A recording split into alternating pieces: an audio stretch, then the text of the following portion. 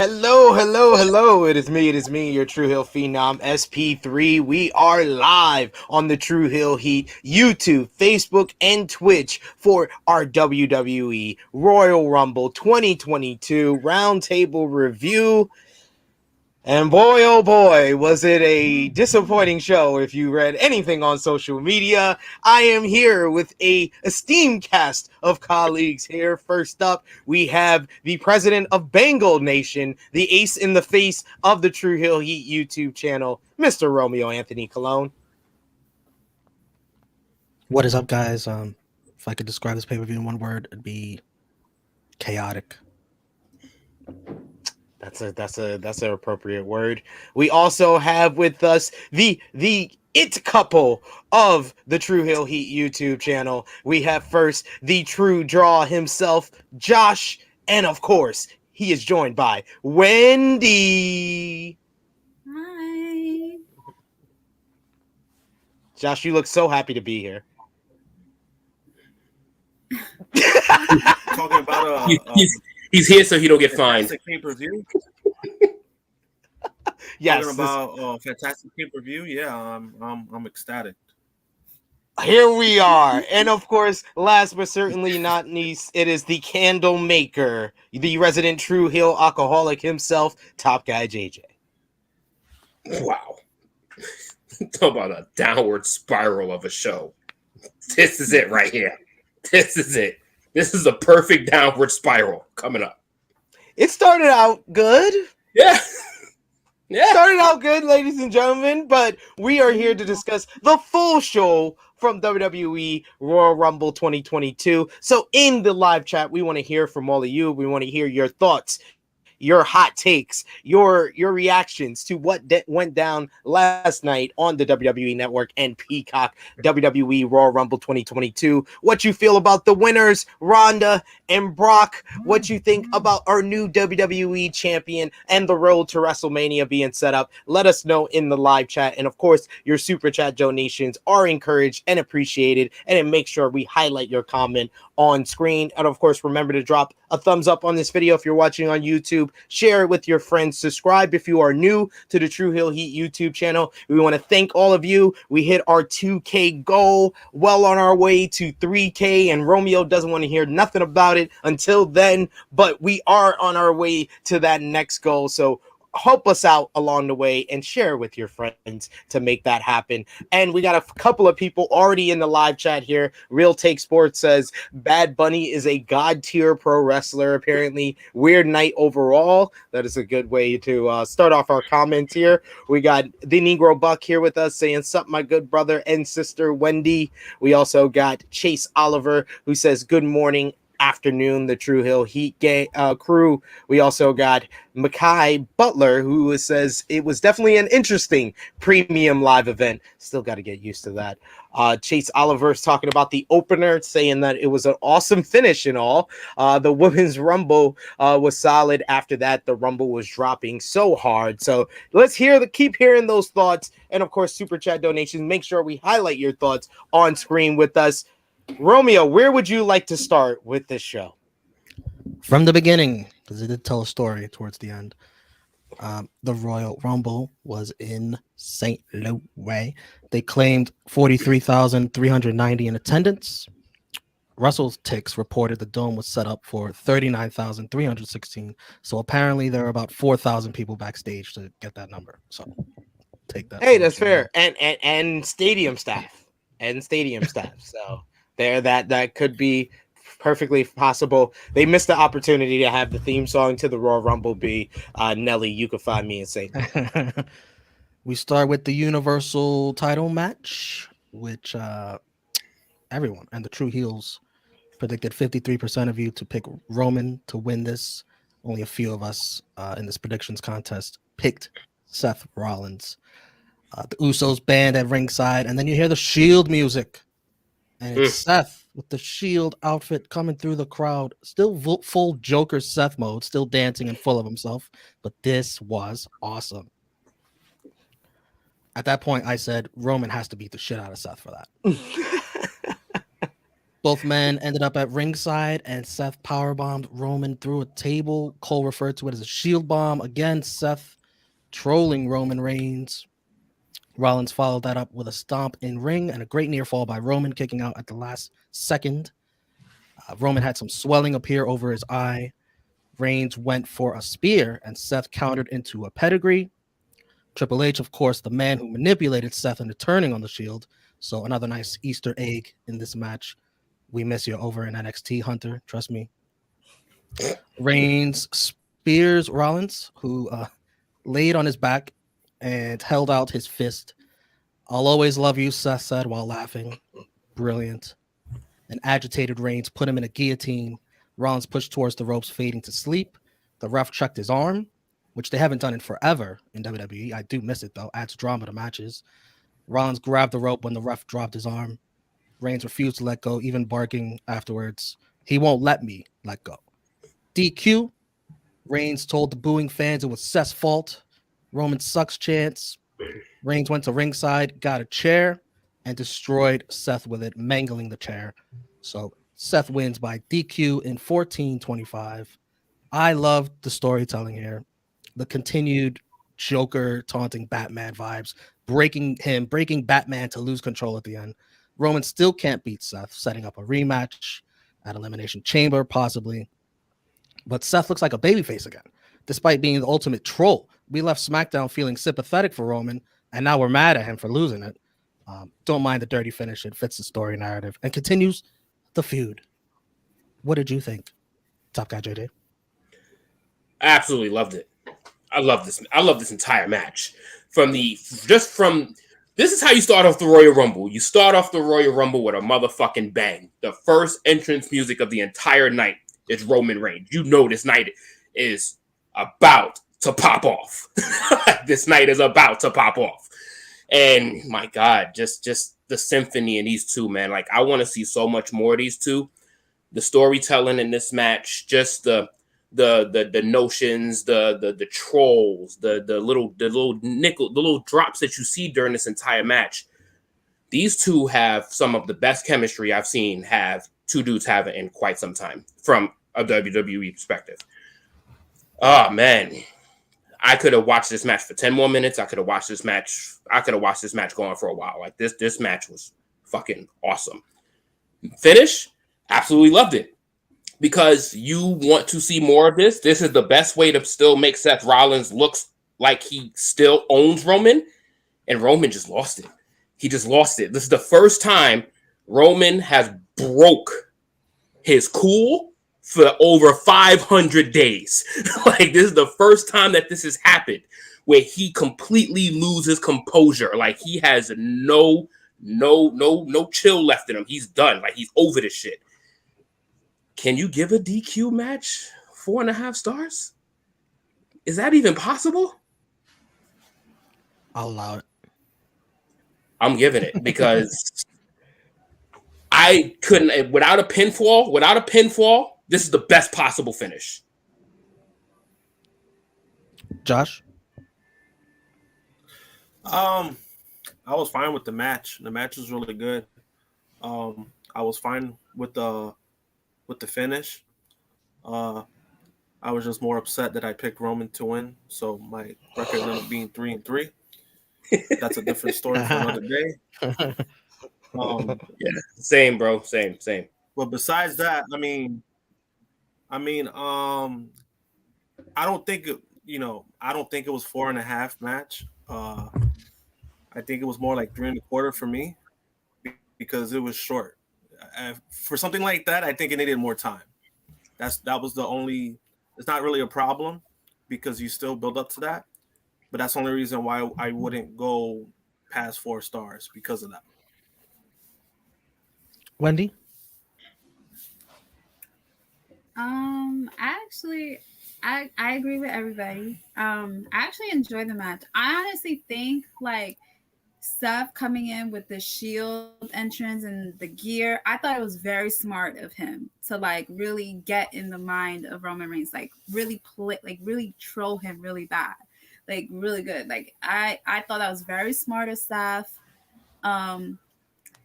The finish, I didn't mind it because I wanted to see it. I wanted it to keep going. I wanted the storyline to continue and see what else is gonna happen.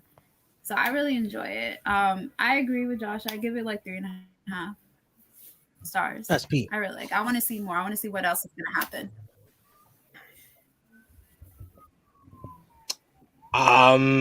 I mean, okay, I'll be the one. That finish sucked. First of all, the referee put Seth's hand on the fucking ropes. It was like what? Yeah, if I'm Roman Reigns, who's supposed to be presented as the heel, or at least in this match he was the heel. Yeah, I wouldn't let go either. You put his hand on the rope. I should be the winner. Like, he's knocked out. You literally just put a knocked out man's hand on the rope, and that's the whole reason that I have to break this hold. I understood why Roman didn't break it. So from that perspective, it didn't make sense. A DQ finish for however great the match was, it's still a DQ finish. Like, I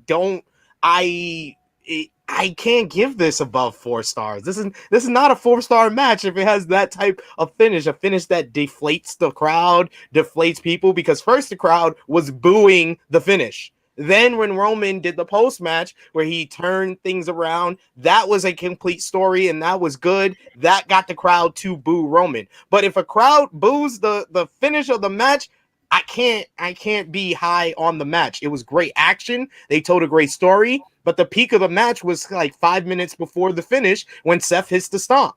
When Seth hits the stomp, and if he would have won that way, I think I would be looking at this match like 4 stars, even if it's shorter. Like, but because of the finish, it kind of deflates it and brings it down a bit. So I go 3.5. We'll go 3.5.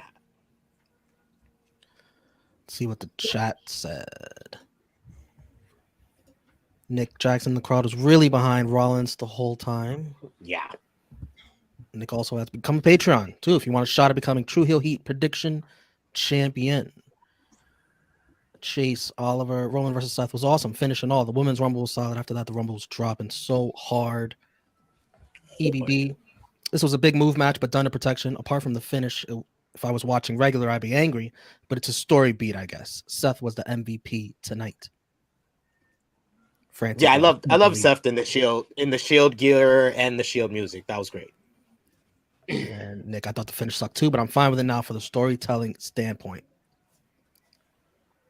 So I guess we all agree to disagree here, because I love psychology in these matches, and the fact that I could rewatch this match probably more than the other matches that they've had. That's fine. That's fine to me. Money in the Bank 2016. I will stand on an island with that. I do not care. Like, I will stand on my island because this match had the best psychology out of every single one of their matches that they've had. Top guy, you don't stand alone. Is there room on that island? No. Yeah, please. Money in the Bank. Money in the Bank 2016 was better than this. No, to me, it actually had a finish because it was Seth's return. And it had great psychology. He started to slow down the bigger man. It was told a great story. It had a great finish with him reversing reversing the spear into the pedigree. It had a hotter crowd in Las Vegas. Like, it's better on every level. It has a better finish. I'm not going to disagree with you, but I prefer the one that happened last night. That's all. That's literally what I'm saying, and that's all I'm saying. That's it. I'm done. Fuck. Wow. I've never seen anybody get so defensive about their opinion. No one is saying that your opinion is wrong. I'm just saying that I think the Money in the Bank match is better, and I think that you're saying this because you don't remember that match, and that's okay. Of course I remember the match, nigga. We was together when that match happened. Are you serious? We were in the same room when that match happened. You don't remember the psychology of the match. 5 minutes later. If you're saying the psychology here was much better than every other match they did, then you don't remember a lot of their matches that well. That's my opinion. That's my take for what you said. This is exactly why I made the stance to defend my goddamn opinion, because I knew this stupid ass reply was gonna come. I'm only saying this because you went so coming from you. I knew this was coming. So I gotta defend it ahead of time because I already know this is coming from you. Preemptive defensiveness? No, that's just you bringing the criticism. You're making my point. You're opening the forbidden door of criticism if you're being so defensive. You're making my point right now, dude. You're making my point literally as you speak. No, I'm not. Because as soon as I made got so defensive, as soon as I made my star call, you don't think I saw your little snark face? As soon as I made my star call, you had this. I already saw it coming. I saw it coming. I literally wasn't even responding to you. I was literally sharing this video on all social media platforms while you was talking because I do not take your star rating seriously. You are a prisoner of the moment. This has been proven on 4 years of this YouTube channel. You rated Cesaro and Roman Reigns 4 3/4, and no one remembered that fucking match at the end of the year. You overrate fucking matches every time. I knew this was coming. So I will still stand by that match too, but I already knew the blowback was going to happen as Cesaro was done. He was done after that. Like, no scene after this. Straight back to the undercard because he wasn't even in a mid card. It was over for him after that. We already knew this was happening. We need peace. That was a great match. My dude, you are watch that match again. That shit was still a great fucking match, regardless of the outcome of whatever happened to Cesaro's whatever career was after that. My dude, you are 50 Cent getting shot 9 times on that hill that you died on that star rating. That you mentioned it. Not even you mentioned it. We asked you what was your favorite WWE match of the year. You named like 3 or 4 fucking matches and didn't name that match. You're dead. You're dead on that hill, and you'll probably be dead on this hill. I liked more matches besides that. What is your fucking point? You gave 3 or 4 matches 5 stars in WWE last year? No, I think 1 or 2. Then how did you name 3 or 4 matches before naming Cesaro and Roman? You don't make any sense. You just proved my point. We can move on. He proved my point. Thank you. We can move on, Romeo. Next match. Playing the wrap up music. Women's Royal Rumble. Yeah, I understood. I heard the award music. So we can wrap it up. Let's move on. Women's Royal Rumble. Women's Royal Rumble. Let's start with Sasha Banks' gear, if I can find it. Here we go.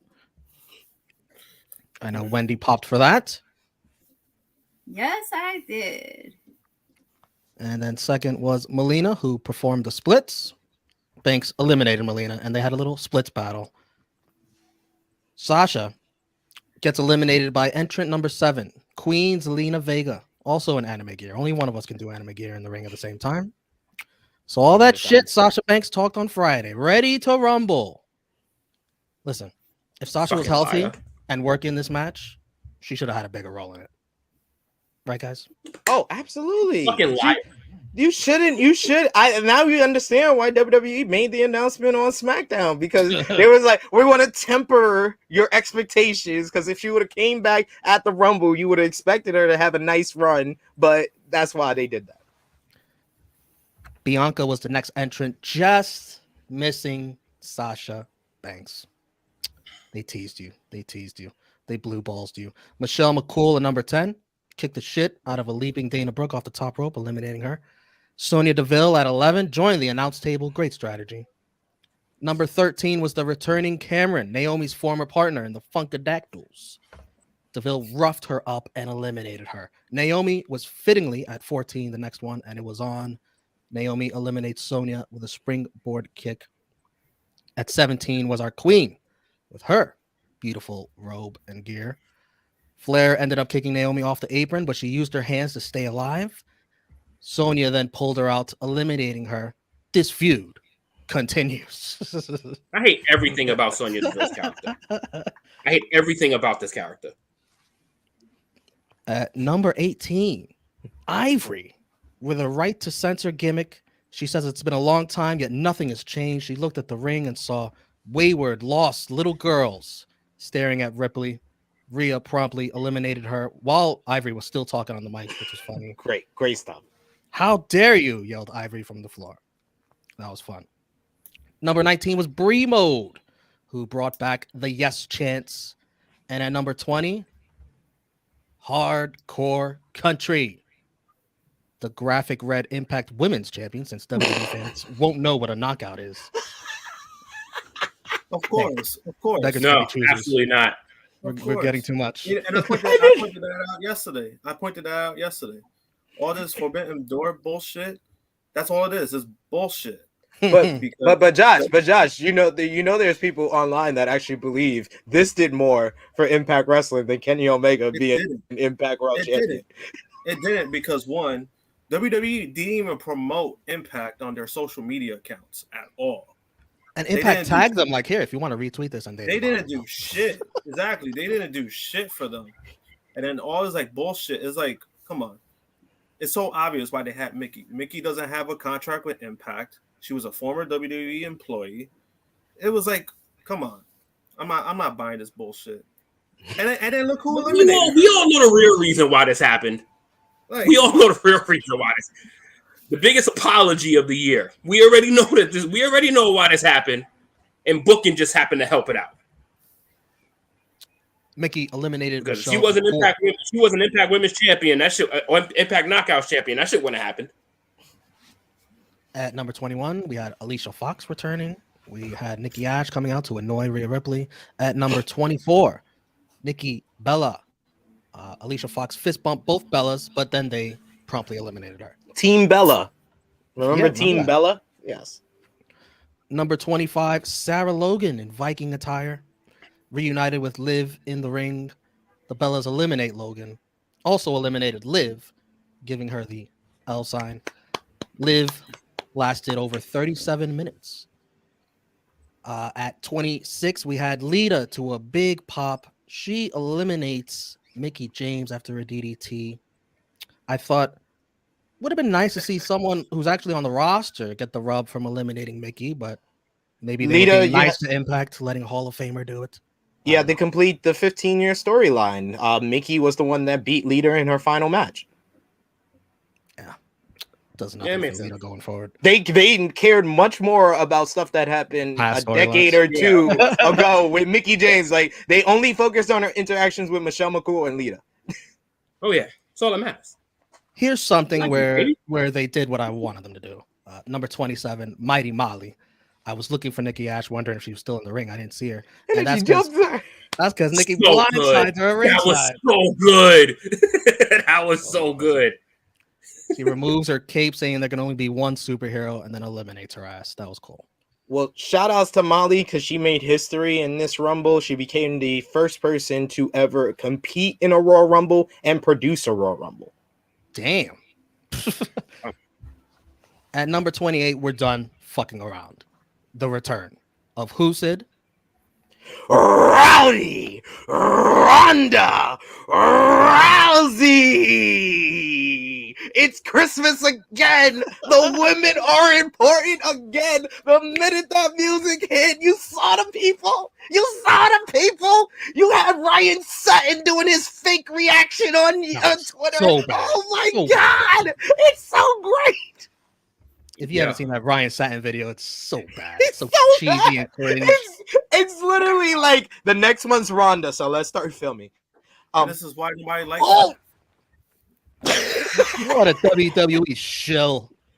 This is why nobody likes him. Big star reaction. This is why he's gotten worse at his job. Like, Jesus. Shit, and I thought Mickie James got a pop when she came out. God damn, that shit was nothing compared to 28, boy. Damn. Which makes you wonder, like, where are all those angry people on Twitter in the crowd? Yeah. Where's the Batista? I literally I'm not going to expose them, but I literally had somebody tell me it was going to be like Batista in the 2014 Royal Rumble. They compared it to it. They was like, oh, well, the Batista was liked, but he came back and the fans hated him. So, it might happen to Ronda. And it's just like, what? No, like WWE fans are fickle. Because they wanted. She was a fucking surprise. First, she was surprised. She was a surprise. She hasn't been around in 2 years. Like 3. There was zero comparison to what happened with Batista. Batista, like I said yesterday, he got the shit hand in booking. When Daniel Bryan was completely over, they wanted him, and Batista got he ended up being what Roman was a year later. Exactly. SP, you say fans hating on Ronda. In fact, it looks like it's going to be the exact opposite. We'll get into that later. Rousey eliminated Ash. Brie Bella returned the favor from a past Rumble by eliminating her sister. 2 Rumbles where the Bellas have had horrible strategies, eliminating each other instead of teaming up. What is going on? Hey, that was my number in the Royal Jamble, so I was happy that Brie eliminated Nikki. At least they're consistently stupid. I mean, it's at least consistent. Ronda eliminated Brie Bella. At number 30 was Shayna Baszler, creating an interesting dynamic with her best friend Ronda in the ring. Flair booted Lita out of the ring, eliminating her. Ronda had Rhea in an armbar over the top rope. This led to Flair eliminating Rhea with a big boot. The final 3 were final 4 were Charlotte, Bianca, Ronda, and Shayna. Flair eliminated both Bianca and Shayna at the same time. So we get Ronda and Flair, the final 2. They have a stare down. They get you hyped for their encounter. I'm thinking, oh man, maybe this will be like Shawn Michaels and Undertaker. No. I just had a baby. Flair misses a boot and is dumped over. Very anticlimactic. Ronda wins in 59-40 and points to the sign, setting it on fire. A bad omen for WrestleMania, and Bayley enjoys the action from home. So does Trish. What did Trish post? Trish posted a similar picture of her watching the Rumble at home. Oh shit! Was Lita on the screen? No, it was the ending. The ending there. I enjoyed this. There might have been a little seed of doubt planted with Ronda returning with the card placement, placing his second. So when her music hit, it was still a surprise to me because, especially since it wasn't at 30. Very disappointed in the ending though, not because I'm a Charlotte Flair fan, not that I was expecting her to win, but it was just so easy. Like, you could have done that a lot better than how anticlimactic it was. And the Ronda backstage promos. I don't know if anybody saw it, a backstage exclusive on WWE Twitter. Sounded like she is gonna scorch earth and shit on the fans on Monday on her promo. It was awkward, her talking to the interviewer. Sid, you saw that? She pointed out that WWE backstage commentators do not freaking ask questions. They make declarative statements that WWE superstars are expected to respond to. And Ronda said that wasn't a question. That was a statement. That was awesome. It was awkward, but awesome. Sid, go ahead and give your thoughts on this Women's Rumble. The wrestling at the beginning of this match was really bad. I'll just say it. I'll be honest. Melina's elimination, first of all, the first elimination of the match just seemed like it was a mistake. And then Sasha Banks getting eliminated early was disappointing. The way they were treating a lot of the legends in the beginning, like Kelly and whatnot, just eliminating them. Of course, Michelle McCool got a long time in the ring because she's Michelle McCool Taker. So understandable there. The match really got going when Charlotte got in there because the wrestling got better because Charlotte's a better wrestler than a lot of the other women. I like the before Charlotte comes in, probably the best spot is Sonya Deville and Naomi, but I wish they would have done it where Sonya Deville beats up Cameron and Naomi comes in and makes a save for Cameron. So at least we can get one of these babyface things that got people excited. Like you had the Funkadactyls, you had Riot Squad, you didn't give us neither one of them. Give us one of these teams like being able to face off or be in the ring together. You didn't even give us New Day later on in the night, and we know why that happened, but like none of these babyface teams were able to have a moment where they get to, do their thing, except for two of the four horsewomen. Ronda coming back is the highlight of this match. I love that, and that's why it gets 5 stars. Nah, I'm not changing. It's a 3 1/4. 3 1/4. Like I said, the wrestling was weak early early on, but it got better as the match went on and better wrestlers started getting in there. Love the Molly Holly spot. That was fun. And Ivory was a highlight as well. 60 years old. Oh my God. Wow. Like I said that as a joke. I didn't even know she was really 60 years old. No, she's really 60 years old. Like I looked at a picture of her in 2000 and last night, and my wife looked at the same pictures and she was like, she looked 40 years older in 2000 than she did last night. Like she looked better last night. So the oldest woman to ever appear in a women's rumble. Wendy. Oh man. No. First of all, nobody from NXT. And second of all, no Asuka. Nobody was ready for Asuka. How do you feel, Wendy? What about Asuka not coming? And the Rumble. I mean, depressed? I'm a little like, I'm a little disappointed that she didn't show up, but it's okay. I'm not too upset about it. It's okay. She'll come when she wants to. And hopefully she comes back as the Asuka for NXT because, But how do I feel about the Royal Rumble? Well, first, we're going to start with Sasha's outfit. So as everyone that in the chat does not know, I am a huge Sailor Moon fan. Sailor Moon is one of my favorite. It's literally my favorite anime of all time. Some might disagree with me, this one here, but in my opinion, I will say, I feel like Sailor Moon is the greatest anime of all time. In my opinion, don't at me. Do not at me. Okay. I'm not gonna come at you just because it's not true. Okay, whatever. Let us know in the live chat what you think. But it's my favorite. It got me into anime. I love her, and I know that Sasha also loves Sailor Moon. So when she came out with her Sailor Moon outfit, I was like, oh my gosh, it made me love her even more. Now, on to the Royal Rumble.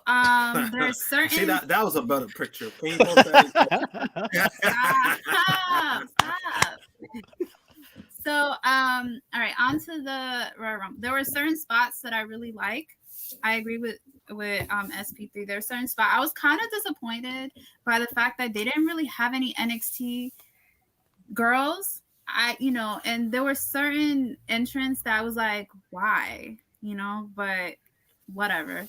But I was really happy that Ronda won. I knew she was gonna win. I knew she was gonna be a surprise. I was happy, especially that she threw Charlotte Flair over the top rope. So I give it 3 stars.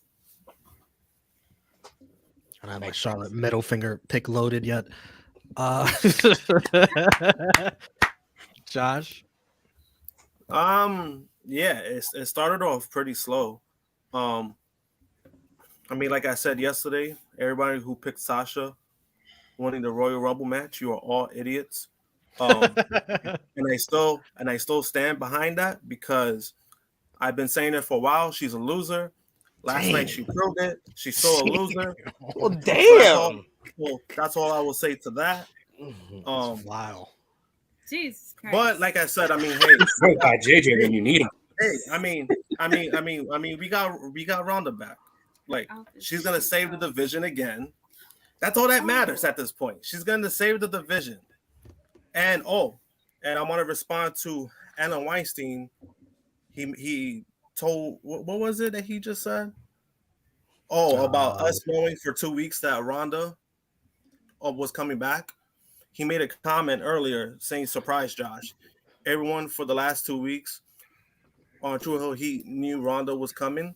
First of all, the news didn't break until this week. A few days this ago. week. Yeah. A few days ago. Until a few days ago. And also, it was still pure speculation because WWE said themselves it was her decision if she was going to come back. So it was her call. And she showed it yesterday. It was so surprised. And ladies and gentlemen, Jesus told people for a full like months, but ahead of time that he was gonna die and he was gonna rise again on the third day. It didn't make it less shocking when he did it. Like I don't understand people. Like, oh my God, I read a report online about this rumor and it came true. It's not a surprise. No, it's still a surprise. It's just a report. It literally is. I could say the Undertaker is gonna pop up right behind me tomorrow, and if it happens tomorrow, guess what? It's a shock, even though I told you it was gonna happen. Can I add something to what I was gonna say? Can I add something in regards to the whole Ronda thing? During that part when they had Shayna and Ronda in the ring together, I kind of thought that there was gonna be like, I kind of wanted it to be like a little face off between them. That would have been kind of cool to see Ronda face off with Shayna. Well, they kind of did. Well, all WWE does is all WWE does is the stare down. If they don't want the people to touch just yet, that's all they'll do is the stare down in the Rumble. Well, I kind of was hoping like it would have been that plus like a little like they would like fight each other, you know, just to see who's the better between them. I would have loved that, you know. But yeah, there you go. Top Guy JJ, what did you think? All right, well, I'll do this without being petty and replying to you, you know, but we'll do this because it's been 4 years. But yeah, this Royal Rumble was a tale of two halves to me. It's a tale of two halves. And the first half would have been, quite frankly, a lot better if Sasha Banks would have lasted more than 10 minutes. But that didn't happen. She was gone before number 10 even came out. So that kind of eliminated a lot of the first half, and the first half was pretty dry. So Charlotte was what, 16, 17? Somewhere around 17. Yeah, somewhere. So that's pretty much when the Rumble picked up, because that's when she came out. Then you had Lita, then you had Mickie James. You had all the star power come out for that second half, and it was just so much better. I just wish they had a little bit more of the single interactions besides so much of fucking Sonya and Naomi. Like, they had so much focus on those two when they have so many other good women in that Rumble where they could have kind of put a somewhat of a singular focus on. But I kind of enjoyed the match. Of course, come on. I mean, I think everybody's best moment was Ronda Rousey returning. I mean, come on. I mean, no matter who thought was happening, no matter who knew this was happening, that shit was still no less awesome. That shit was still no less great to see her. And she still looked pretty good. She looked pretty darn good for being away for pretty much what 34 months? She's been gone 34 months essentially. Like I think she did all right last night. And she had a baby. So, and after having the baby. 3 months ago. Yeah, so you know what I mean? So, a year. Literally, so she looked pretty good in the fact that her presence literally is gonna put a singular focus on women's wrestling again. And that shit WWE needs whatever the fuck they can get. And if they could get a dose around Ronda Rousey, they better take every single day they can possibly get of it, because they're in a hole right now. And her attitude, that mean look she has, is like the badass. Just the all black, like she still looks like that bitch that left, the one that still don't like a single soul, the one that's probably gonna flame us tonight. She's probably gonna flame the fans tonight, yo, because when she was on her way out, the heat that she was getting for the people not want her here was fucking astronomical. Like, it was pretty fucking crazy. And then after that subpar WrestleMania 35 main event, after that subpar main event, shit got even worse. Shit got even worse. So, I know she have this promo cooked for probably over a year and a half. Yeah, she is going to cook these motherfuckers tonight, boy. But also in her promo from social media, she said herself that she heard the crowd tonight and she wasn't going to fall for it again. So she's definitely going to acknowledge that. She's already planting the seeds. Already planting the seeds for what to expect. Don't expect babyface Ronda tonight. Don't expect babyface Ronda tonight. Join us for Rated Raw Superstars on Monday. I enjoyed the second half of the match. I would give the Rumble 3. I'll give the Rumble 3.25 stars because the second half was really good. But the first half was just really rough. It felt like it dragged. We They got felt very slow. Alan Weinstein here who says Women's Rumble was the best match of the night by far. 4 stars. You should try to trigger y'all. No, Nick Jackson actually agrees with him, saying Women's Rumble was pretty damn good. I loved seeing Mickey and the reaction she got and Ronda's return. I mean, what can I say? 4 blunts. So wasn't 4. We got Chase Oliver, who says Ivory was mad hilarious when she was talking while Rhea manhandled her. We also got here Nick Jackson, who said, is Sonya Deville's character just that she's a closet racist? Yes, EBB with the super chat. We appreciate that. Has Sonya ever explained why she hates Naomi? No. 5 months in, we still don't know. 5 months in, they still haven't explained that part. I'll say I'm not used to WWE pay-per-views on Saturdays, so Raw's tomorrow. I like it though. I'm not used to this. I like the Saturdays. Yes. I kind of like the Saturdays too, but shit, I ain't used to it. I like it. I dig it. It's nice. It's nice to have a day before the week. Another starts. weekend day to follow, to chill. Yeah, another weekend day to kind of relax after that. Yeah, it's a good thing. But shit, yeah, fucking playoffs is on today. Like the fuck. She should have went back to UFC. Sheesh. Like there's what? There's no spot for her in UFC. Go back to UFC. Exactly. Yeah. Why would she go back to UFC and lose when she is more important here? Here, the women become more important. What did we get when last time Ronda Rousey was here? We got women's tag team titles. We got the rise of Becky Lynch. We got the Becky Charlotte feud. We got the Boston Hug connection. We got all these things. Yet y'all motherfuckers are acting like the women weren't more important when Ronda Rousey was last here. Or did y'all just did Will Smith knock on your door after WrestleMania 35 and just said, "Yo, forget everything that Ronda Rousey did. Forget how WWE treated women while Ronda Rousey was here. Forget it." Like y'all honestly, like this is an issue that I have with the wrestling community ever since this news of Ronda Rousey, that they forget that the whole reason why someone like me is happy that Ronda Rousey is back is that overall WWE will care about the women more with Rousey here.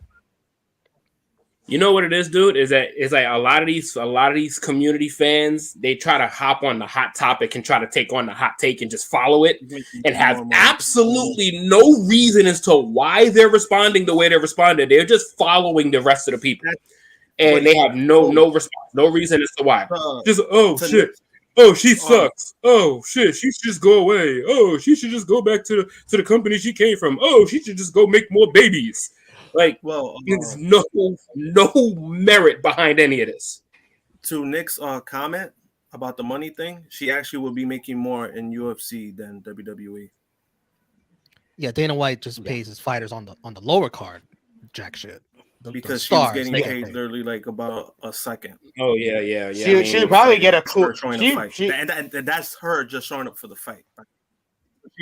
She could make anything between like 5 to 10 million if she went back to UFC tomorrow for just a fight based on pay-per-view buy rates. Like, there's a lot of other things besides what Dana White is going to put on a piece of paper to pay her, which is probably going to be between 3 and 5 million. She'll be making a couple of more millions after the fight, just off of what she wears a lot of times with advertisements and stuff. So yeah.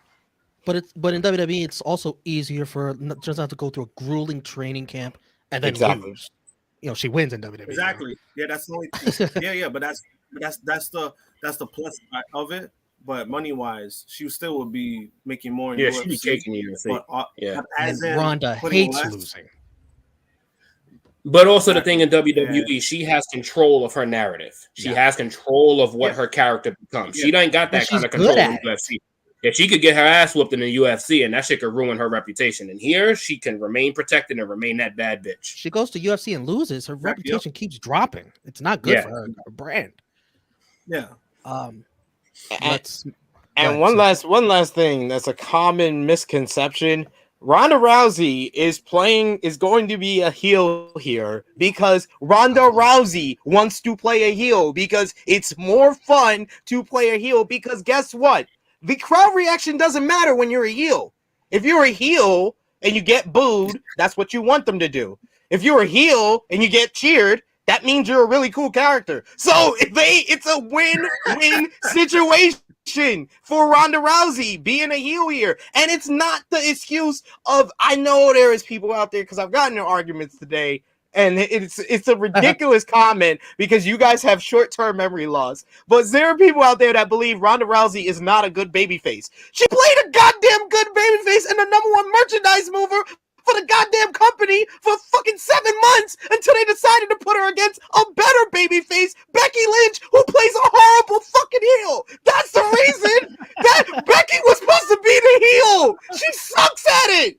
She is one of the worst heels I have ever seen in my ever fucking life. She is not Kevin Owens. She is not Adam Cole. They are heels. Dr. Britt Baker, DMD, a woman that does it. They play very cool heel characters that get cheered. Becky Lynch is a great babyface, and WWE doesn't understand the concept of babyface like Andrade doesn't get the concept of friendship, and they just see that and they're like, you're gonna be a fucking heel. Okay.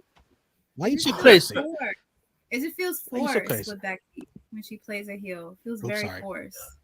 That was an accident. We pressed it at the same time. All right. Thank See? Yeah. And there goes that. There goes that Definitely. random time in True Hill Heat. Mike dropped that shit, motherfucker. You just dropped that shit on him. 2 times. Drop that mic. No, there really are people that believe that Ronda Rousey wasn't a good babyface, but I'm like, no, I watched it. I was there at WrestleMania 34. I was there. What makes it so much better for you is that how invested you also are in Ronda Rousey, which makes your responses so much better. It makes your responses so much better. She has Because they trying to rank on your girl, yo, and you ain't having that shit.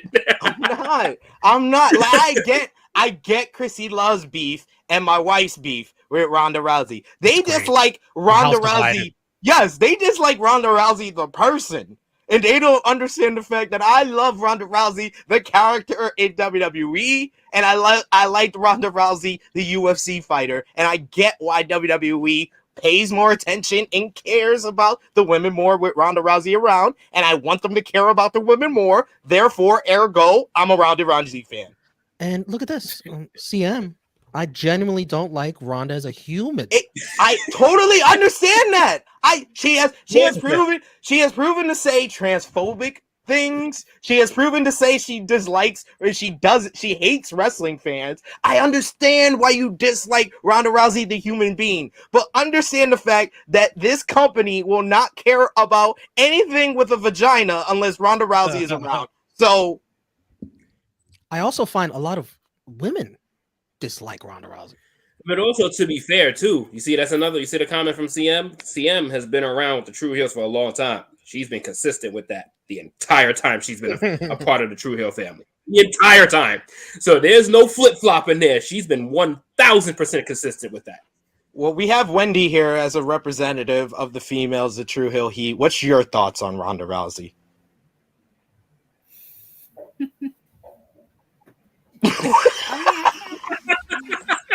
I mean, I don't know. I can't really say much. I don't really follow her as much as, I don't really know her like in depth, like as a person. Like I don't know the things that she has done. I only know from like what I see from like, from what I saw her in like the UFC and like WWE. So I can't really make an opinion on her. So, but you know what it is too. I mean, a lot of people really don't know what she's done outside. I think what it is too is it's just a general perception of, that she didn't pay her dues in the business, so she's getting like she's pretty much getting a free pass on the so-called line, whatever line that people want to believe that there is in WWE, which we all know that's bullshit. Because how many women have been in WWE, right? They've been there. Fucking 7-8 years, and they have done nothing with them. It's for a reason, because they don't draw the attention that Ronda draws. So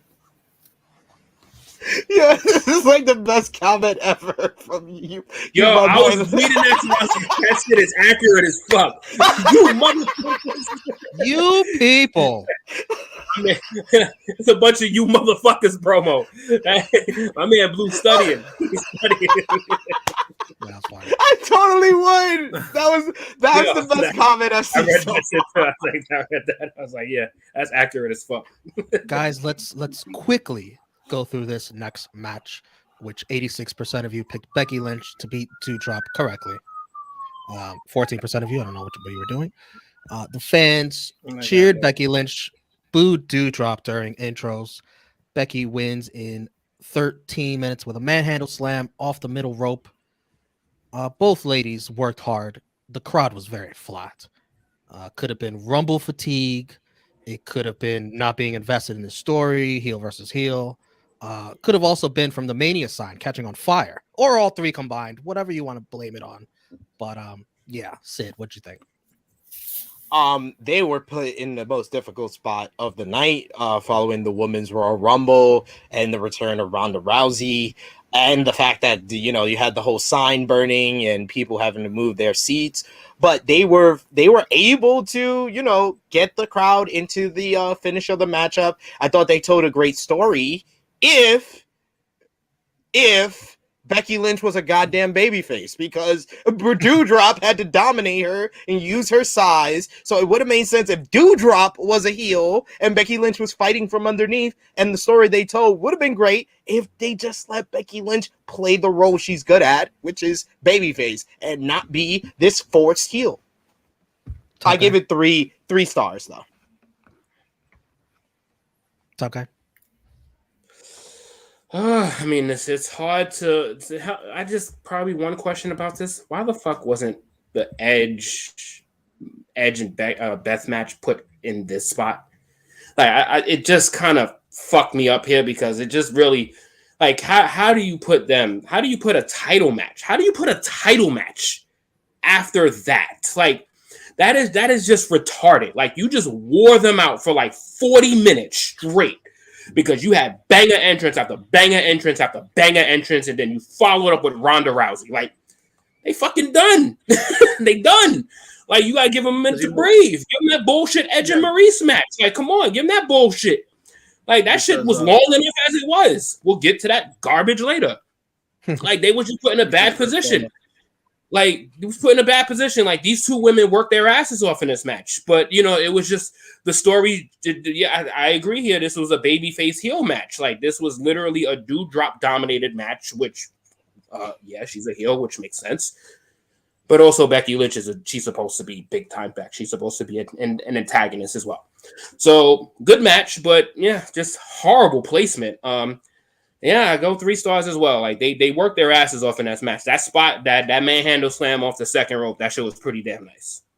I think the senton into the steps where Doudrop landed on her head. Yes, oh my god, that shit. Yes, that shit, that exact move, yeah, that shit. But she actually nailed it, and she actually hit her with that shit in the ring on the turnbuckle. Woof, that shit was vicious. Josh. I gave it like 2.5. I really didn't. I wasn't really invested like that with the match, to be honest with you. Wendy. I thought it was okay. I mean, it was predictable. Everybody knew that Becky was gonna win. Like, if anyone thought that Doudrop was gonna win, like, I don't know what y'all was drinking or smoking. The fuck is wrong with 14%? But You clicked the wrong button. I mean, it was predictable. It was predictable. Honestly, like, I just don't like this Becky heel character she got. It's so forced. It feels so very forced, and it's like, that's not like. But you know what makes it worse about it, though? You know what makes it worse is that this is what she wanted. So most of the input is her input, and it's not good. And a lot of people are really not holding her accountable for that. They're kind of trying to blame the company, but it's like, no, this is what she wanted. The way that she came back, this is what she requested. She wanted to be a heel. And for me, yeah, I saw her on the Steve Austin podcast, and she said she loves it. Yeah, she's in love with this shit. And the fact that what makes it worse is that the company's never done anything for her to begin with. So they wouldn't have anything to present her with. They wouldn't have a gimmick change to give her. This is all coming from her. So if it ain't her idea, they ain't got shit for her. Last time they gonna throw the last kicker shit back on. Let's make her the last kicker again. Yeah, like it literally is like. Right. I feel like if she could have like a little bit of what Seth has in his character, and like no, hold on. I'm not saying exact same thing as Seth, but I'm just saying like if she can like take that inspiration of what Seth's doing with his character into her own, I feel like it could be. But that's the problem. I think she's tried to, and it's just not working. Like she's tried it, and it clearly shows. She's been trying it, and this is just not working. At least for me, it's not working. And I think the only difference is that I mean, with her saying like, "Oh, that she loves it," I think she loves the idea that she's not really being that controlled of it because she's the one that's making the calls, but it just hasn't been good, and that's the problem. I'm like, I think I will give her more the benefit of the doubt, like if the company were the ones that were in more control of it, but the fact that she pitched this garbage with it just hasn't been that good for me. I believe in the Ariel Ronnie interview, she said that she wasn't the one that pitched this idea, but she is in a position in the company where she could have fought against the idea and say that she wanted to still be a babyface because they had legs on her babyface. And WWE, you don't do baby faces good. So when you have one that's organically over, it doesn't make sense to turn them heel. And everything Becky Lynch has done has either sounded like the crowd is just booing her for the moment or booing the booking of stuff. So it's kind of, and it's not like she's playing this. It's not like like Wendy made a good point. Like if she was playing a Seth Rollins type character, Seth is a heel, but he's over. He's over as a face. Like literally because she's this baby face that everyone loves and she's trying to be a heel, it's leading to the crowd having this indifference and it's not working. Well, I mean, it's probably also happening with Becky Lynch, kind of what was going on with Seth Rollins too, because he went through multi-transitional phases. Like he went through Monday Night Rollins, he went through the Monday Night Messiah, he went through all of these he went through all these metamorphoses, kind of put them all together. And now he's this visionary guy now. Like he's this kind of clown that can still get it done, still be serious, but still shit on you at the same time. It's kind of a blend of everything that he wants. And but also with Seth always played a good heel. At least his heel character was great. He's a natural heel. He's a heel. Well, Becky, she was always a great face. Yeah, true. Yeah, like the thing with Seth is that him talking and he could play a good heel character, but when you see him in the ring, he's a babyface. So he could play both roles very well. Becky Lynch plays the babyface role probably better than any female in WWE history. She's just not that good as a heel, and that's okay. It's not a detriment or a thing that is going to cause Becky Lynch to be less greater than she already is. Becky Lynch fans, we are just acknowledging the fact she's not a good heel. Yeah, basically saying if you sit here potentially have the greatest baby face in professional wrestling in history for a female, why not just stay on course? Just stay on course. Right. Just make her the female steamboat. Right. Like if it's not going well, like she should just go with her strengths and go with what she's really like, what makes her over, which is that what she's good at. Simple. Guys, we're running short on time. We still got 3 more matches to go through. We got a lot of people watching in chat. We appreciate you guys. Please like this video if you haven't already. Super chats, we love them. They help out the channel. If you really want your comment to be read, we could get to that much quicker if you send a super chat. We appreciate you guys. Let's get into the next match for the WWE Championship. Brock Lesnar versus Bobby Lashley. You true heels, 73% of you were wrong. Jimmy Smith called this the Ali Frazier of today. Slow down, pal. Slow down. I was hyped for this match, but it's not Ali Frazier. Relax. Lesnar, Brock Lesnar. It was not even close. The fuck? Took Bobby Lashley to Suplex City, and Bobby Lashley returned it right back. Look at Brock Lesnar's face. What is this? Brock got back up, and he loved it. He was marking. I was like, "Oh, you can do what I do." Word. Team no sell. Team no sell. I loved it. Lashley bleeding from the lip from a cut he got a few weeks ago. He get busted open in the lip almost every match now. Bobby misses a spear on the outside through the barricade. A callback to the spear he hit back on Brock at day 1. Back in the ring, a ton of more Germans from Brock Lesnar. Lashley slips out of an F5 in the ring and puts the hurt lock on Brock Lesnar, who sold it for a while. Then there's a small ref bump, smashing the ref into corner to break the hold, but the ref stays on his feet, not for long, as Lesnar goes for F5 and Lashley's feet take the ref. Look at the ref's face, takes the ref out. And then, out of nowhere, Roman Reigns with a spear. And then Roman looks at Paul Heyman, puts his hand out. Paul sells it great and hands him look at Paul, hands him the WWE Championship. Paul's so fucking proud when he does something for Roman. I love it. Fucking stooge. Takes the championship and hits Brock Lesnar with it. Roman tossing the belt like he looks like disgusted. Look, WWE Championship. Oh, the less inferior title, threw it on the ground. Lashley with the pin for the win, with a second ref coming down in 10 minutes, 15 seconds, and new. I like this match. I love the result. Roman and Heyman. Look at this. Another great picture. And we should also put up this super chat as you put up that picture. Khloe Kardashian. Listen, Roman and Heyman back together is best for business. I want this pairing more than I want Heyman with Lesnar. I like Lesnar as the cowboy babyface.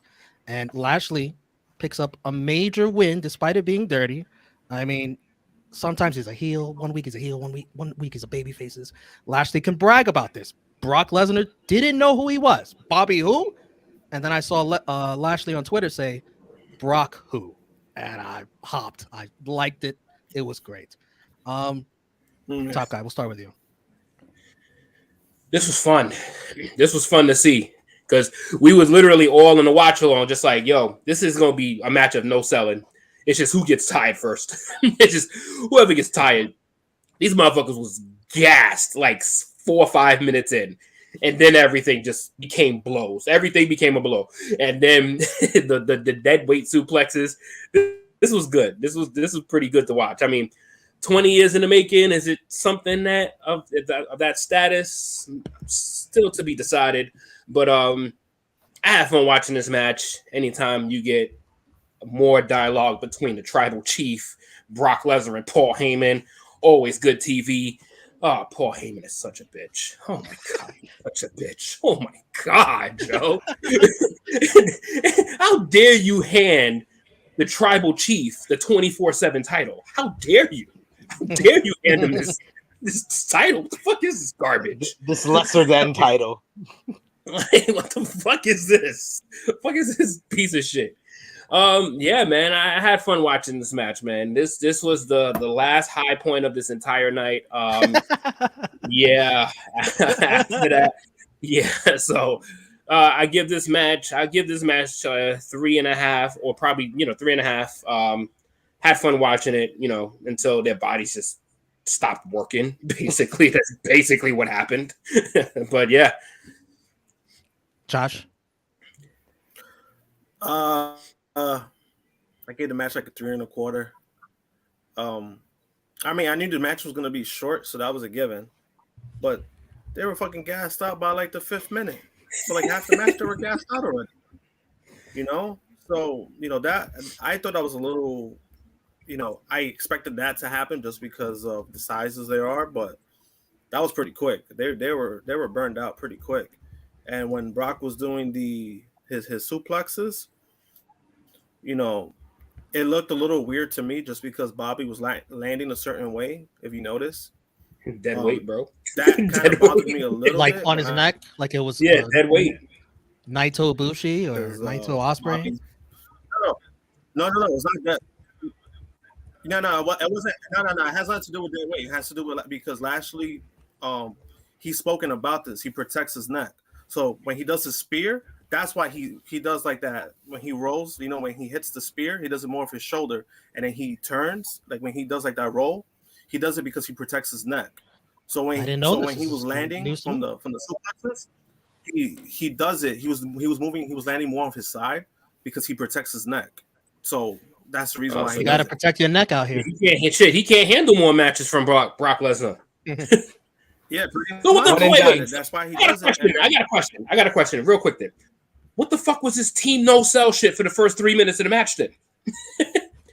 Because they didn't sell a fucking thing. They didn't sell a suplex. They didn't sell a clothesline. They didn't sell shit until they got tired. Certainly did. Wendy. Yeah, Wendy. No, go ahead, Wendy.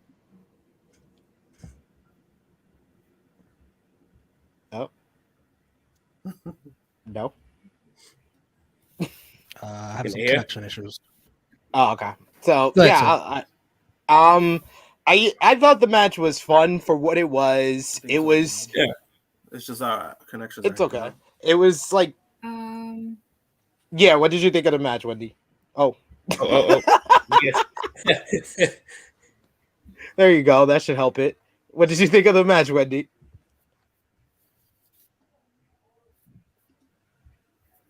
Yes. Guys, log back out and log back in. Yeah. Probably need that reconnect. Yeah.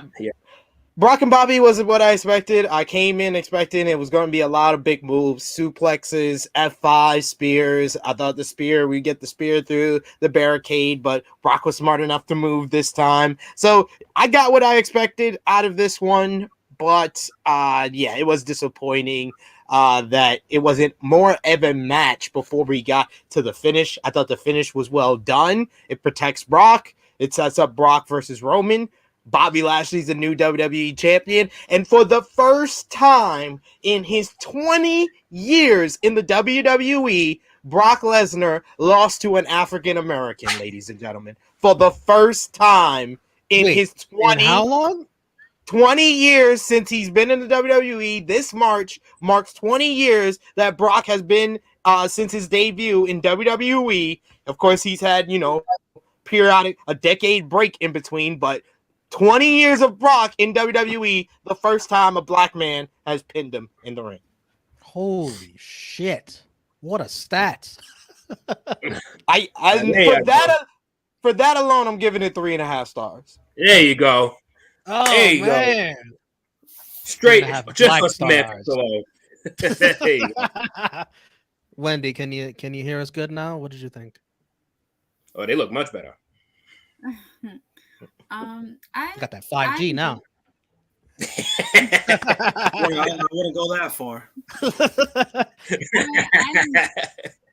I enjoyed the match. I really did. I didn't expect the outcome. I didn't expect it. Only I did. Me and Top Guy JJ.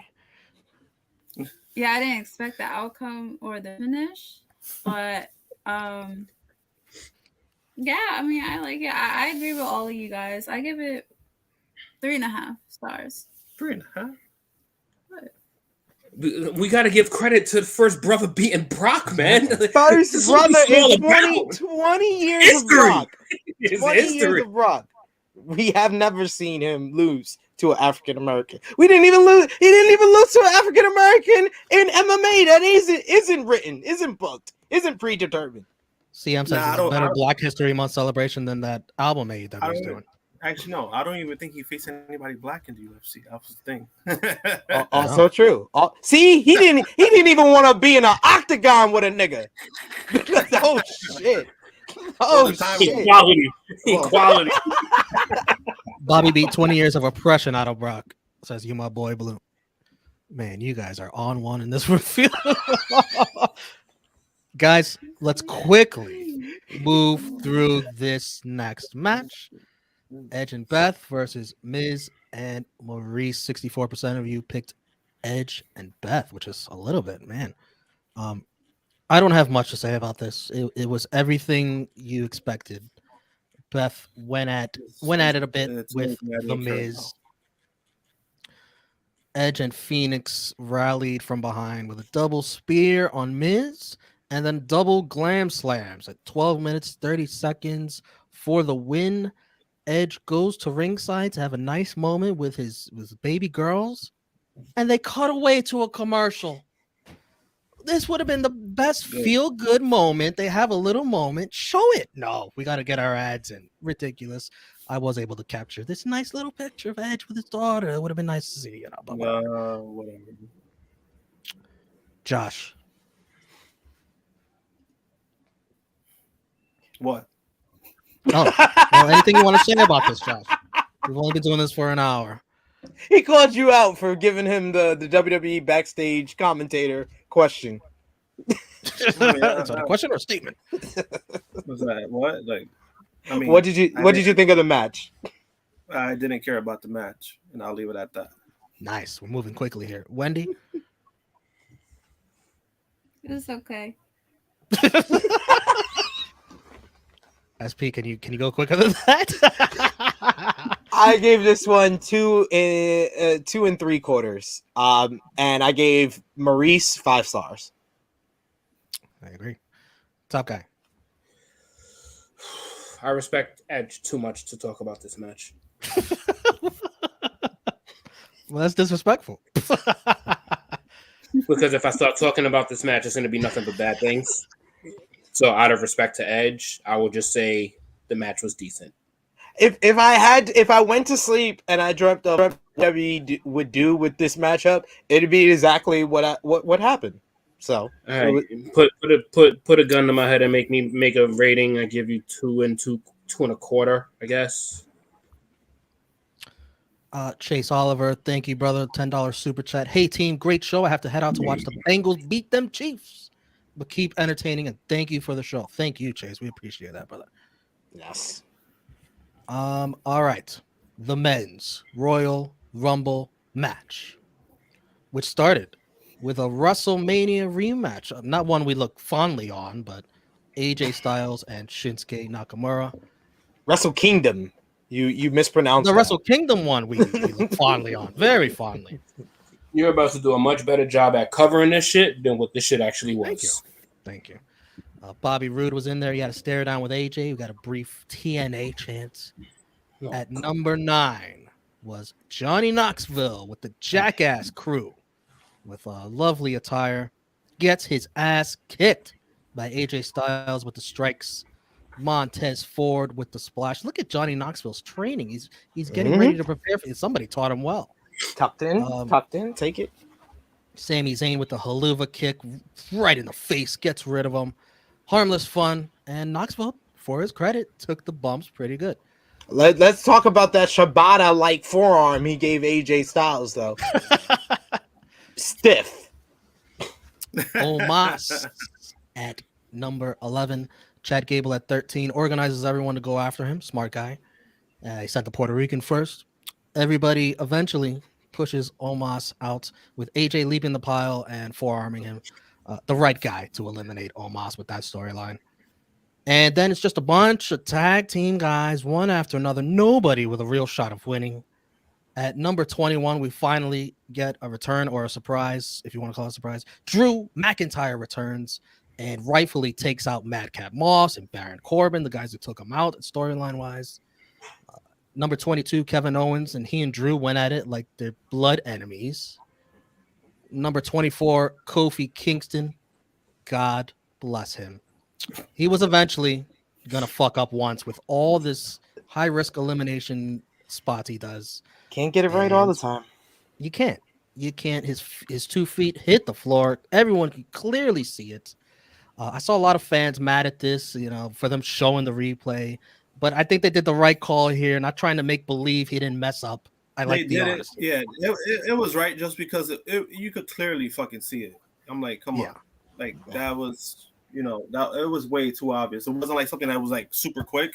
You can't see it. Nah, his feet touched the ground. That was it. Like I was fine with that call, and I don't feel bad for Kofi for that. At number 26 was his brother, Biggie. A lot of people's favorites to win this. And at number 27. Shit. It was my favorite for a while. Who was at number 27, SP3? Bad Bunny, your ethnic celebrity, is back, and he was the highlight of this whole goddamn horrible, miserable freaking match. And he still got it. He hasn't lost it. Splashes Sheamus, ducks a bro kick. Sheamus eliminates himself. Bunny eliminates Dolph Ziggler. He eliminated 2 world champions, ladies and gentlemen. Yo. Rey Mysterio teams up with him, forming a new LWO, and then Bad Bunny turns on his ass. Bunny with a destroyer. The Bunny Riddle. Destroyer. The Bunny Destroyer. And at number 28, here comes the money. Here comes the money. Who continues his rivalry with Kevin Owens. Let that shit die. At number 29, the hometown pop for Randy Orton, who RKO's Big E. RK Bro eliminate Big E. Riddle jumped off of Otis's back and gave McIntyre an RKO. And then he got an RKO. Orton and Riddle eliminated Otis. And at number 30 was the Beast, Brock Lesnar. The crowd sounded a little underwhelmed. I don't know who they were expecting. Lesnar entered the ring and just started destroying people. Lesnar clotheslined Orton over the top rope and eliminated him. Lesnar glared at Bad Bunny. I'm sure this is going viral. He laughed WrestleMania stare down. Oh my god. Lesnar then grabbed the Bunny and gave him an F5. Lesnar tossed him out, eliminating him. Lesnar then picked up Riddle like a baby and just tossed him over. Lesnar suplexed Shane and then tried to eliminate him, but Shane couldn't get over the top rope. And then Lesnar's like, all right, fuck you. And then he clotheslined the shit out of him. It's like, you're going over. The overpowering Shane McMahon. The match came down to Lesnar and McIntyre. They jawed at one another. Lesnar then hoisted him up, went for an F5 that McIntyre avoided. McIntyre gave Lesnar a glass now kiss, went for a Claymore kick. Lesnar avoided it, and Lesnar dumps over McIntyre to win the match in 51 minutes and 10 seconds. Points at the sign, which is probably still on fire. He sets it on fire again. A lot of people hated this finish.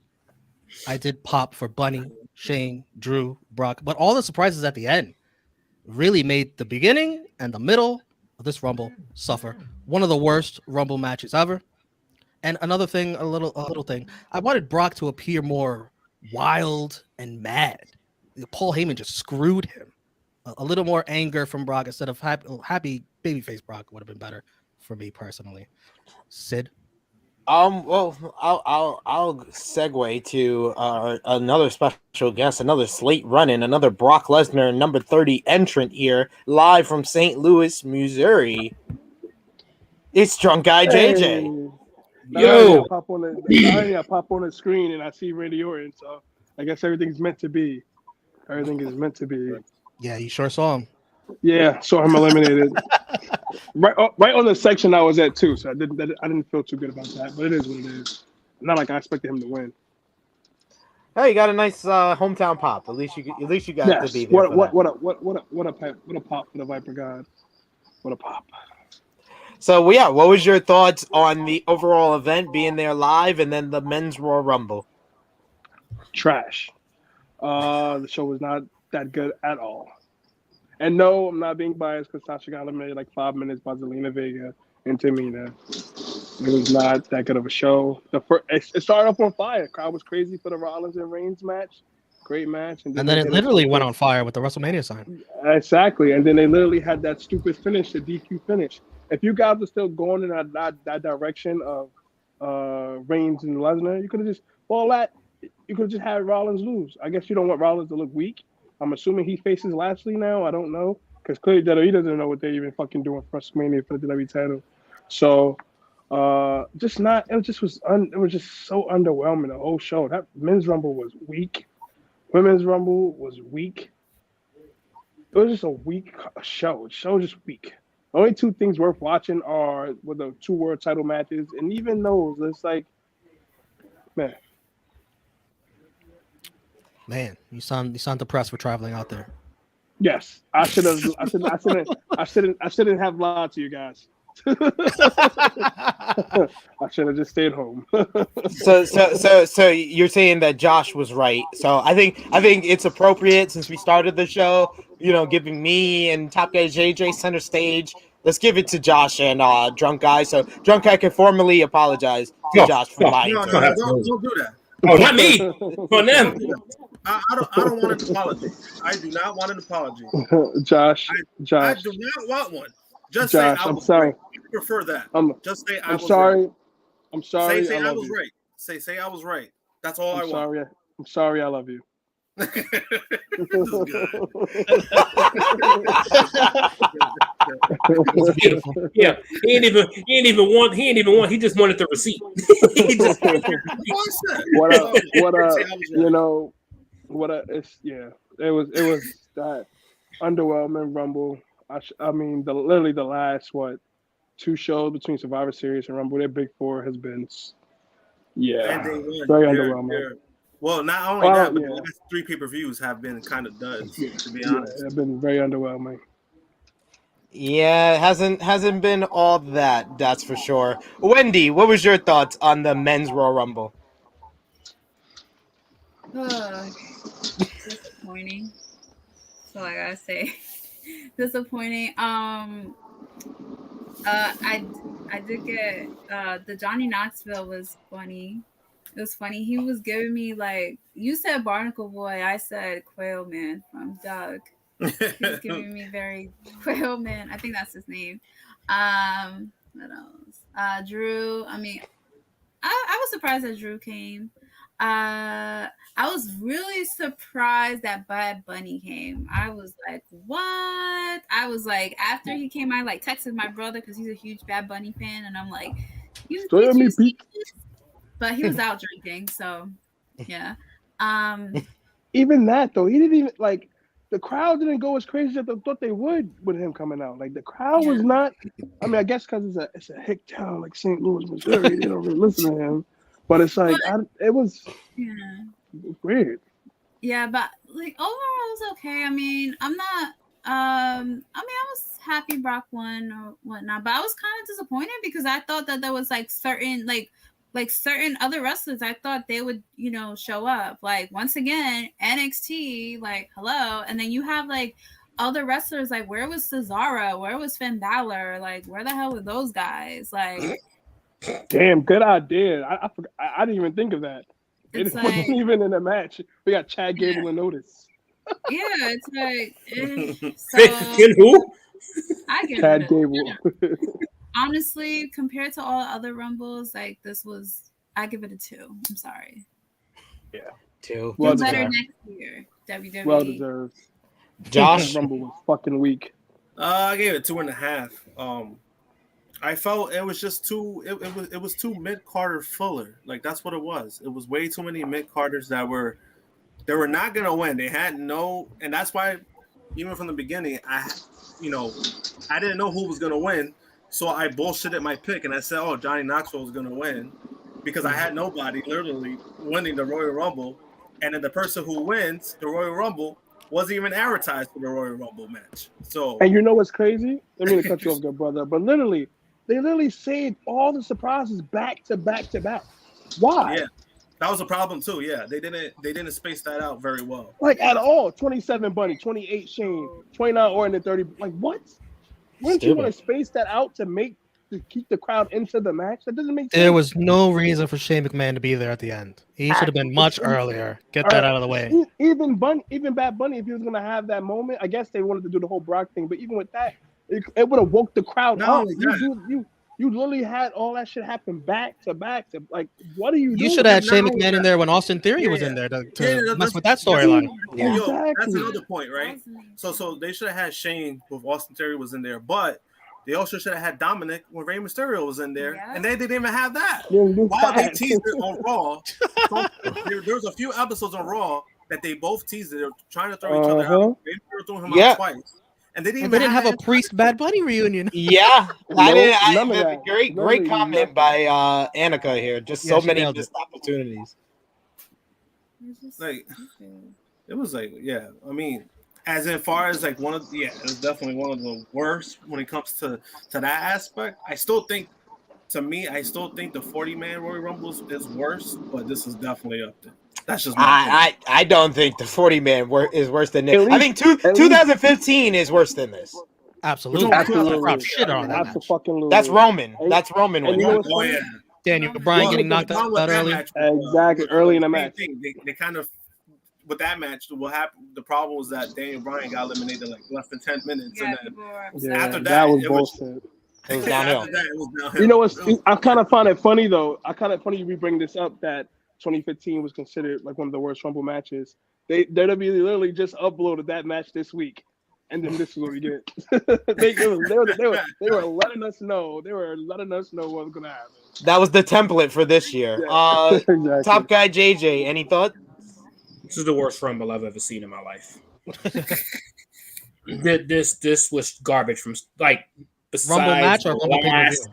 Besides the last 4 to 5 entries, this was utter garbage from start to 6 to 26. Like at no point was there any believable prospect in the entire Rumble until the last 5 guys started to come out. This was the worst placed Rumble I have ever seen in my life. I don't care what year it was. The fact that you at a point had this in your ring. You had Madcap Moss. You had Happy Corbin. You had fucking Ricochet. You had Omos. You had not one believable person. And there was like 8 dudes in there. A complete waste of time. A complete waste of time until what? Like it's like 26 comes out. And then, Bad Bunny gets a little pop. Yeah, Bad Bunny is always great to see Bad Bunny because Bad Bunny is so fucking dope. Bad Bunny is always good to see. And then it just had he had no chance to have any thunder because the next surprise came right after him.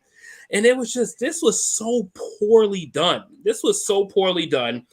The person that had any star power for the first 25 picks, for the first 25 entrants was AJ Styles, and he didn't even make it to 15. He lasted the longest. He was the Iron Man and didn't last 30 minutes. It's piss poor on this whole execution. And Brock Lesnar looks like he has nothing done this entire night. Like he wasn't just screwed over. Came out with, I already knew this was happening. He came out already. He came out with the look that he already knew this was happening. And it was just like, this is so bad. So bad. And then the final 2 comes down to there was no final 4. Final 4 didn't exist. So they went from 5 to 2. Like this was so bad. And then the interaction between Brock Lesnar and Drew McIntyre was garbage. Like it was pure garbage. Like everything about the execution of every elimination in this Royal Rumble was straight ass.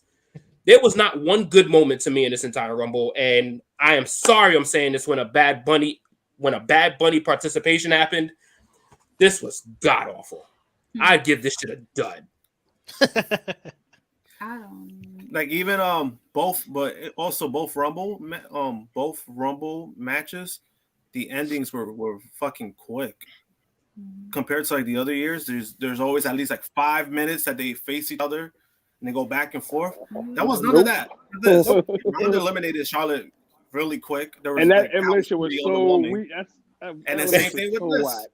No, I like the Ronda Charlotte one over this one because like I said, I just felt like Charlotte ran at Ronda and Ronda says, "I got mom strength," and just flicked past around. Like I like that. This one, it was just like. I know y'all saw them things stinging. Like they gave us the illusion that they were gonna go at it. You even had Drew being like, it's more people than last time, mouthing that, and then they kind of gave us like 2 reversals, and then that was it. Yeah, exactly. This was ass. This was dog water. This was caca. This was spoiled milk.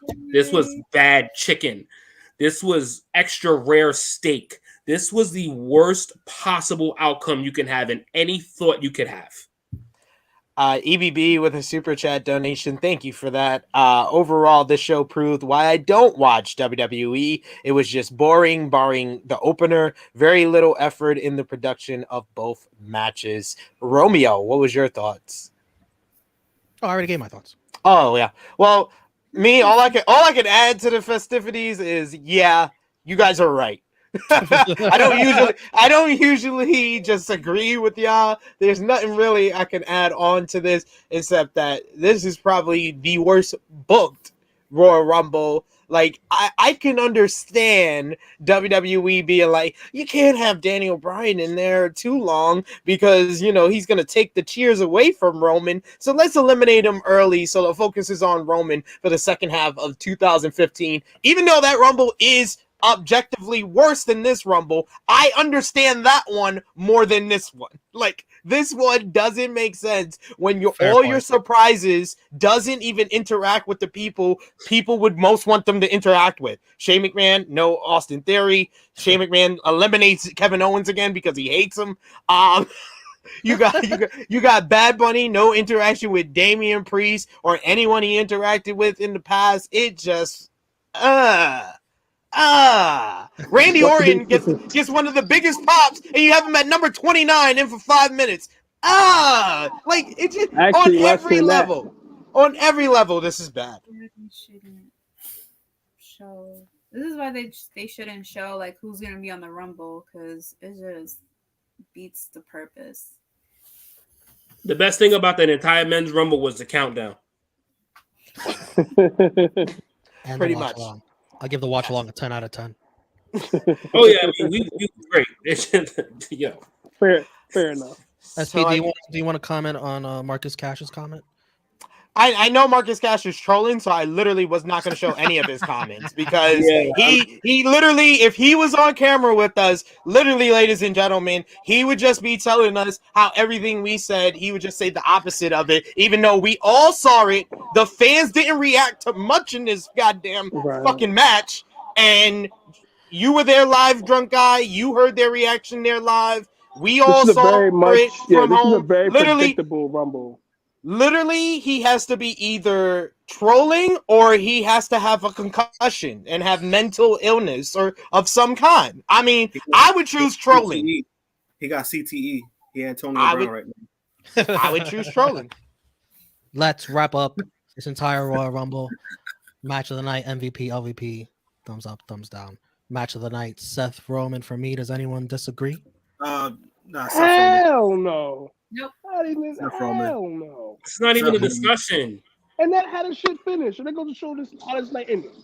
I rated it the highest, probably. I think. I don't know. I forget. But I'm going with the Women's Royal Rumble because Ronda Rousey won. Oh, bias. That's fair biasness, though. That's fair. Oh, 100%. 100%. Because if Sasha would have won, which we all know that wasn't happening, obviously, I would have felt the same way. Sasha needs to focus getting past number 10. All right now. All right. MVP for me, I'm gonna go with Roman Reigns just for the storyline that he had all night. He's got 2 storylines now. Roman Reigns is my MVP. Top guy. Oh, Tribal Chief. The Tribal Chief. He made me do this. He made me can't let go. Love that shit. And then how we screwed Brock. It's just good shit, man. It's my dude, man. This might be the only reason why I would even watch this sorry ass company. I got a Photoshop top guy on Paul Heyman right here. Josh? MVP, Bad Bunny. I'm gonna go with Bad Bunny. Very Puerto Rican of you. Nice. Wendy, you can do Gotta the same. stick together, I guess. I actually mean that too. He do, he showed, both times he's wrestled, he's been impressive. I ain't gonna lie. He's probably been the best celebrity to wrestle. Oh, not even close. Wendy, MVP. Okay, MVP. So I will go with Sasha for her outfit because I love it. I so love her outfit. I'm about to say Sasha for what? For her Sailor Moon outfit. But I'm gonna go honestly at MVP. I'm gonna go with Seth.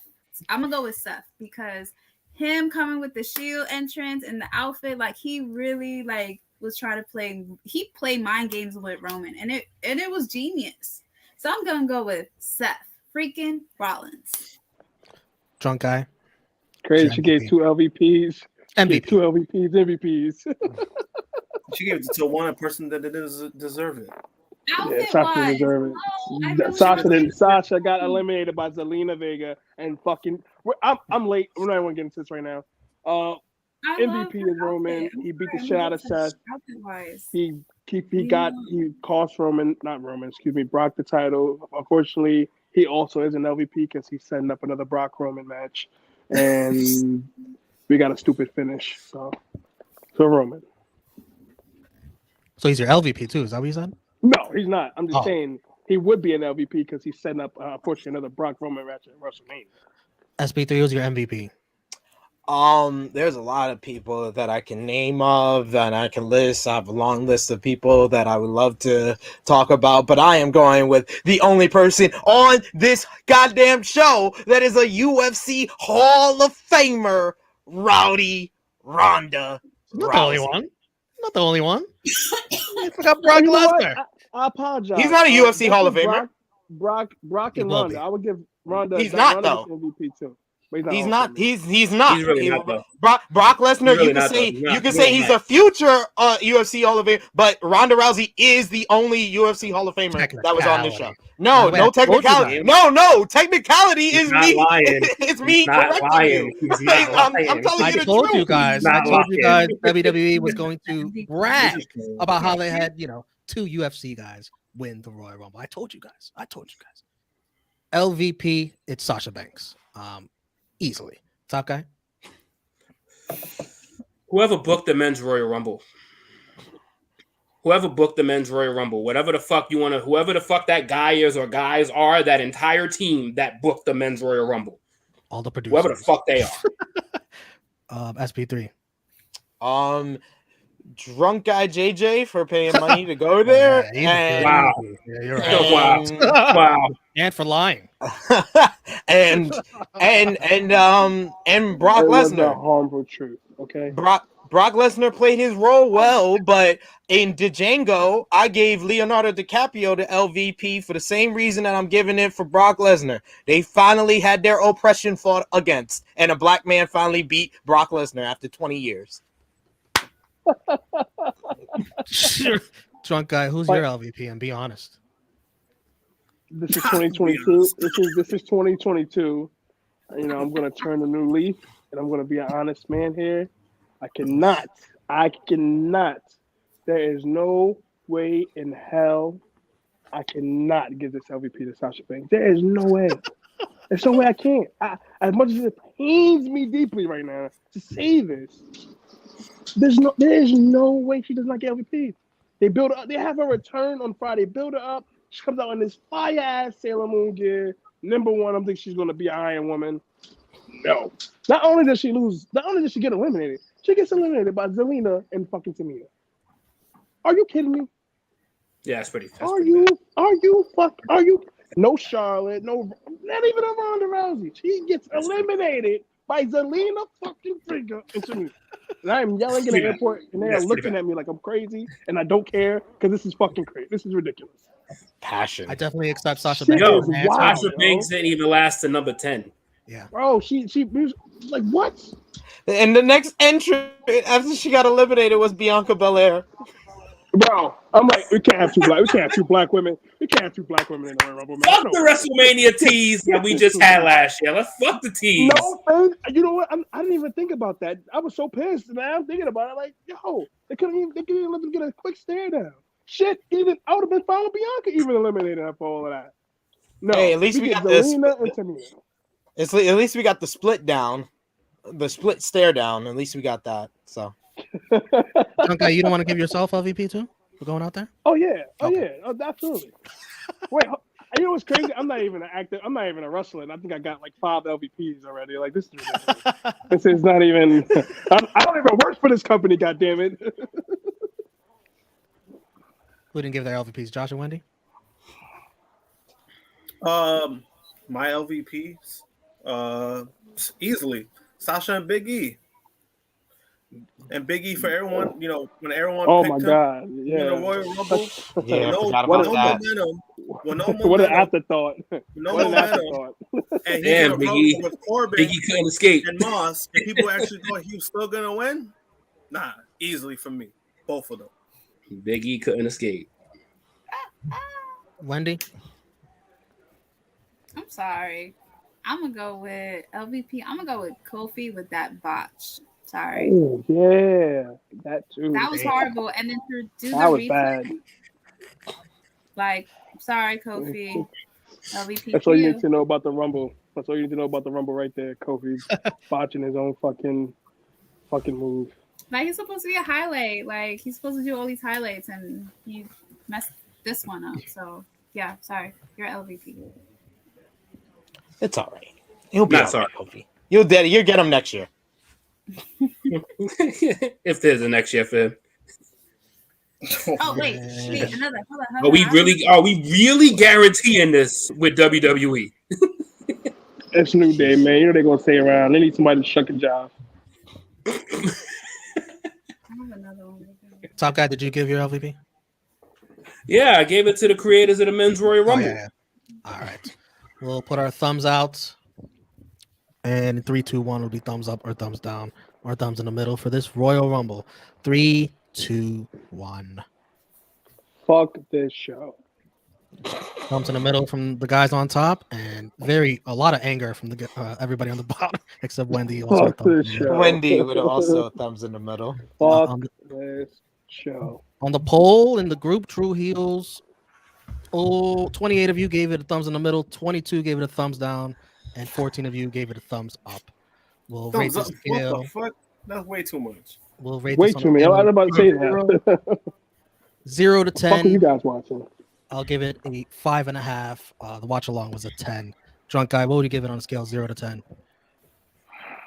I started dozing off. I was drunk. Go figure. I'm drunk right now. A 4. I only really enjoyed one match. Brock and Lashley a little bit, but nah, that's it. The women's match picked up, but 4.5 for me. Wendy? 5. Top guy? Yeah, that's my mark of about 5.5 tops. SB2? There are some high moments, but then the low moments was really, really fucking low. SB3? 5 out of 10. I like most of Roman and Seth, except that finish.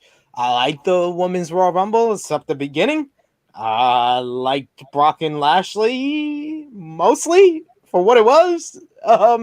That's the good things I can say about this show. But when it ends with a Rumble like that, it's always going to be remembered as a deflating show overall. absolutely. As the great Vince McMahon once said, they only remember the finish, pal. They only remember how you finish. All right. Unfortunately, yes, that's true. let's wrap up this Royal Rumble review. We'll tell you where you could find us. You can follow me, True Heel Romeo, on Twitter and Instagram. Right here on the True Heel Heat YouTube channel. The next thing we got going on is Rated Raw Superstars, where me and Drunk Guy JJ get to watch Ronda Rousey destroy the I can't wait for that. That's going to be the only good thing. That's going to be the only good thing tomorrow. If we get any little taste of what she just did in that exclusive interview, man, I cannot wait. Rip them fuckers to shreds. They deserve it. Please. Josh and Wendy, where can everyone find you? You can find me at JMPunk321 on Twitter and Instagram. And you can find me at the Teddy Turnbuckle YouTube channel for the SmackDown reviews with Romeo and Chrissy Love. Top Guy JJ. Oh, Wendy too. Oh, sorry. Excuse me. You can find me on Instagram at evelise2anyone. And I pop in here and there on watch-alongs. Here and there, you're here every week. What do you mean? You're here. You're part of the team. You're a part of the team. You're a part of the team now. You can follow here because Josh. I ain't gonna lie, bro. There be some weirdos out there, and she be asking me like, "Oh, is this person okay or not?" No, mostly Josh, say no. Yeah, it's gonna be about a 95% no. Every single one say no. There's a lot of wrestling fans who are like weirdos. Bunch of them. Drunk Guy, anything, or did you already give where you should follow? You can find me in St. Louis rolling on the. I had to do that. But on Instagram, Axel_J_Duggan, Twitter, Drunken Master JJ, Facebook, my name is my name. If you do not know my name, don't try to add me. Don't be a fucking weirdo. You know I do not like weirdos. The gang, you know where we are: YouTube, Facebook, Instagram, Twitter, Pornhub, Xvideos, Christian Mingle. Everybody keeps looking at me because I keep saying crazy shit in the airport. Live Harmony, Christian. We're everywhere. We do what we do. Patreon, whatever. OnlyFans, what we do. We're everywhere. Pimping all over the world. Top Guy JJ. I've never seen Drunk Guy look over his shoulder so much. That nigga looking like a wanted man, bro. I'm getting all these crazy looks in. On Instagram, you can find me at Chuya_Top Guy JJ. You can find me popping in with these guys here with watch-alongs, reviews, roundtables, such as things of that nature. And once the schedule gets cleared up, be back with my good brother SP3 and the beautiful Miss Chrissy Love on the Anchor podcast, True Heel Heat. Can't wait to be back with you guys, but this has been a fun weekend here. So let's start with that. Absolutely. And you can find me on the Twitter machine at True Heel SP3. All my content's over there for Believe in Pro Wrestling, Sportskeeda, Wrestle Talk, all that good stuff. Check out True Heel SP3. And of course, I get a Sasha tweet as we're ending this. Great. And also check out True Heel Heat 160 from yesterday with special guest Andrew Zarian. Great episode. So thank you guys so much for joining us. Thank you for the super chats. Thank you for the love. Thank you for 2,000 subscribers.